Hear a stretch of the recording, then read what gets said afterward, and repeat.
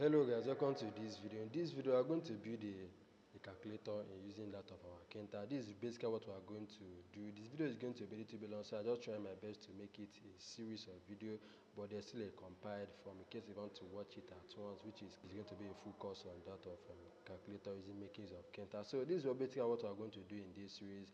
Just when we type 1, we can do 1 plus 2, and then when we hit equals, it give us 3. We can say times 9. You can say you continue from where we stop, and then we can say equals to 19. You can delete each of them one after the other, or we can just type some things and then we try to delete them small. We can try to wipe them, all of them out. We can do 8.9 divided by 6 and we'll get our equals to 1.48334, and then we can also do clear the, we can also wipe it out, and then 3 plus 5, and then we can do the whole lot of other things that we can do.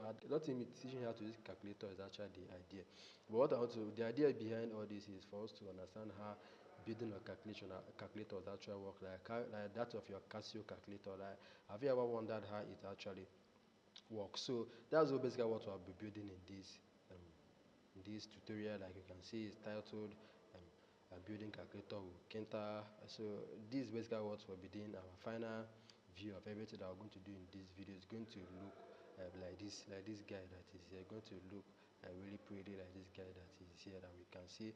It's not really the most beautiful calculator out there. There's still more beautiful calculator out there, but I just want us to have a logic idea of how all these things actually work, the application that you make use of with this. If you want to go into application development, it should be like a stepping block for you to go there and then make a little bit of crazy apps out there. And also this will also give you knowledge on how all these app application actually works. So I think this should be enough for the introduction. The next video we're going to do a whole lot of other things. So I'll be happy to see you throughout this series. Make sure to stay tuned to the end of this series.